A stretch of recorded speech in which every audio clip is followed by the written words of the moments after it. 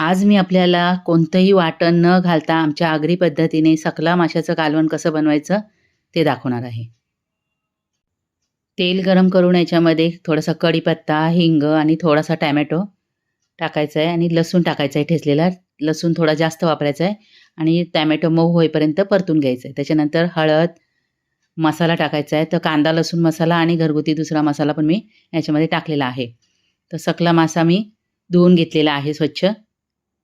ह्याच्यात मोठा पण सकला मासा मिळतो आणि हा छोटा घेतलेला मी 1 किलोचा.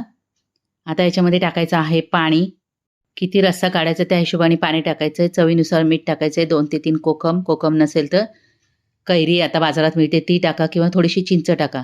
झाकण ठेवायचं आहे. मीडियम फ्लेमवर 10 मिनिटं फक्त शिजवून घ्यायचं आहे. 10 मिनिटानंतर आपल्याला याच्यामध्ये टाकायचं आहे तांदळाचं पीठ. 1 टेबलस्पून तांदळाचं पीठ टाकलेलं आहे अर्धा किलो मच्छीसाठी. एक तर तुम्ही असं दाखवल्याप्रमाणे टाका किंवा मग पाण्यात मिक्स करून टाका. वरून टाकायची कोथिंबीर आणि मस्त आपलं कालवण तयार झाले. ह्या पद्धतीने कालवण बनवून बघा, खूप टेस्टी बनतं.